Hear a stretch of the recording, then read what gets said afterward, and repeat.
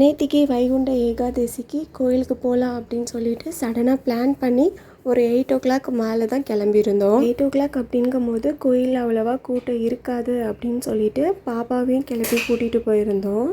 ஆனால் கோயிலுக்குள்ளே என்ட்ராகிறதுக்கே ரொம்ப கூட்டமாக தான் இருந்தது. எல்லாருமே லைனில் நின்றுட்டு இருந்தாங்க. அதுக்கப்புறம் ஒரு வழியாக லைனில் நின்று கோயிலுக்குள்ளே என்ட்ராயாச்சு.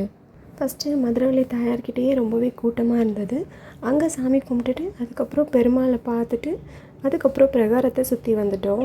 பாப்பாவுக்கு கோயிலே பிரசாதம் வாங்கி அங்கேயே வச்சு ஊட்டி விட்டுட்டு இருந்தேன். அங்கே வர குழந்தைங்கள கொஞ்சம் நேரம் கொஞ்சம் விளையாண்டுட்டு இருந்தா. கோயிலில் பெருமாள் சாங் ப்ளே பண்ணியிருந்தாங்க. அதுக்கு பாப்பா கொஞ்சம் நேரம் டான்ஸ் ஆடிட்டு இருந்தா. அதுக்கப்புறம் அப்படியே சொர்க்கவாசல் வழியாக 3 பேருமே வெளியே வந்துட்டோம். அப்படியே வர வழியில் ஆஞ்சநேயர் கோயிலுக்கு போயிட்டு அங்கே பிரசாதமாக வெண்பொங்கலும் புளியோதரையும் கொடுத்தாங்க. நைட்டு டின்னரை முடிச்சுட்டு அப்படியே வீட்டுக்கு கிளம்பிட்டோம். நாளைக்கான விலாகில் பார்க்கலாம்.